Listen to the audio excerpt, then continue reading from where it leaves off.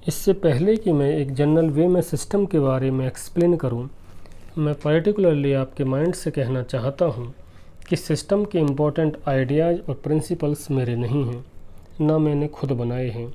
और यही बात सिस्टम को अच्छा बनाती है, क्योंकि यदि वो मेरे बनाए हुए होते तो और दूसरों की तरह ये पर्सनल व्यूज ही होते। जब मैंने न्यू मॉडल ऑफ़ यूनिवर्स लिखना शुरू किया तो कई लोगों की तरह मैंने भी अपने आप को नए तरीके से फॉर्मुलेट किया कि इस लाइफ के पीछे कुछ ऐसा है जो बहुत ही बड़ा और इम्पोर्टेंट है, जो आसानी से ना दिखाई देता है ना समझ आता है। और मैंने अपने आप से कहा कि जब तक हम लाइफ बैकग्राउंड को नहीं जान पाते तब तक हमारी सारी नॉलेज ना के बराबर है।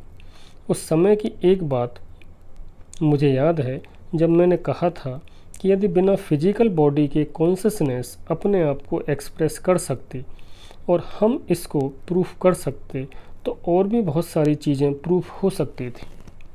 मैंने रियलाइज़ किया कि सुपर नॉर्मल साइकोलॉजी, जैसे कि मन की बात जानना, दूर की चीज़ों को देखना, पास्ट को फिर से होते हुए देखना, फ्यूचर को जानने की पॉसिबिलिटीज़ और भी बहुत कुछ, पर अभी तक ये चीज़ें प्रूफ नहीं हो पाई हैं। इसलिए मैंने इन चीज़ों की स्टडी के लिए एक मेथड को फाइंड करने की कोशिश की और कई सालों तक इस लाइन पर काम किया। इस रास्ते पर मुझे बहुत सारी इंटरेस्टिंग चीज़ें मिलीं, पर वो समझ से परे थीं। फिर भी बहुत सारे एक्सपेरिमेंट सक्सेसफुल रहे, परंतु उन्हें रिपीट करना इम्पॉसिबल था। इन एक्सपेरिमेंट्स के दौरान मैं दो कंक्लूजन पर पहुंचा। फर्स्ट, कि हम ऑर्डिनरी साइकोलॉजी को ही नहीं जानते तो सुपर नॉर्मल साइकोलॉजी की स्टडी नहीं कर सकते। सेकंड कंक्लूजन ये है कि कुछ सीक्रेट नॉलेज भी एग्जिस्ट करती है, कि वर्ल्ड में कुछ ऐसे स्कूल्स हैं जो एग्जैक्टली ये जानते हैं कि आपको क्या जानना है, बट कुछ वजह से वो हिडन है और वो नॉलेज भी हिडन है। इसलिए मैंने इन स्कूल्स को सर्च करना शुरू किया। मैंने यूरोप, इजिप्ट, इंडिया, श्रीलंका, तुर्की और नियर ईस्ट में ट्रैवल किया। लास्ट में जब रसिया में वॉर हो रहा था तब मैं वहाँ ऐसे लोगों के ग्रुप से मिला जो ओरिजिनली ईस्टर्न स्कूल से सीखे हुए एक सिस्टम पर स्टडी कर रहे थे। यह सिस्टम साइकोलॉजी से शुरुआत कर रहा था और मेरा भी एग्जैक्टली यही मानना है कि शुरुआत साइकोलॉजी से ही होनी चाहिए। इंटेलेक्चुअल सिस्टम का इम्पोर्टेंट आइडिया ये है कि हम अपनी पावर्स और फोर्सेज का एक छोटा सा पार्ट भी यूज नहीं करते। हमारे अंदर एक बहुत बड़ा और फाइन ऑर्गेनाइजेशन है, बस हमको यही नहीं पता कि उसको यूज कैसे करना है। उन्होंने एक ओरिएंटल मेटाफर की हेल्प से मुझे समझाया कि हम एक बड़े घर में रहते हैं जिसमें अच्छा फर्नीचर है, लाइब्रेरी है और बहुत सारे रूम्स हैं, पर हम किचन और बेसमेंट में रहते हैं और बाहर नहीं आते।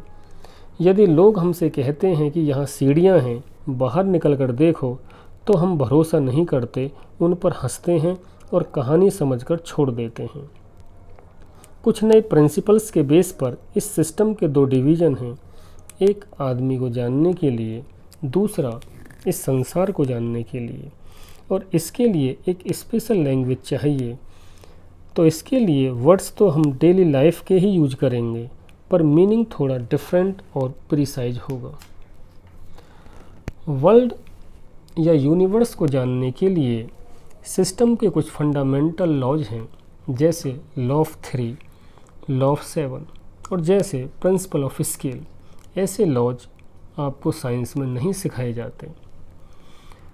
आदमी को जानने के लिए आइडिया ऑफ एवोल्यूशन है, बट एवोल्यूशन का यहाँ मीनिंग अलग है। एवोल्यूशन का हम जो मीनिंग लेते हैं वो मैकेनिकल एवोल्यूशन है कि कुछ नोन और अननोन लॉ की वजह से एक चीज़ दूसरी चीज़ में ट्रांसफॉर्म होती जाती है। सिस्टम में एवोल्यूशन का मतलब है नॉलेज एंड एफर्ट की वजह से माइंड में एक बदलाव, जिसकी वजह से बाहरी चीज़ें अलग तरीके से दिखाई देती हैं। नॉलेज एंड एफर्ट की वजह से जो रिजल्ट आता है वो इवोल्यूशन है। इसके अलावा और कोई इवोल्यूशन नहीं है और न था। इस सिस्टम में साइकोलॉजी की स्टडी के साथ शुरुआत होती है। यहाँ साइकोलॉजी का मीनिंग है अपने आप की स्टडी, और साइकोलॉजी स्टडी फिजिक्स स्टडी से डिफरेंट है, बिकॉज फिजिक्स आउटसाइड है, साइकोलॉजी इनसाइड है, जिसको जानने के लिए सबसे पहले हमें अपने बारे में रॉन्ग आइडियाज़ से छुटकारा पाना होगा। कुछ मेथड्स और प्रिंसिपल सीखने होंगे, जिसके साथ साथ हमारा अपने बारे में नज़रिया बदलता जाएगा।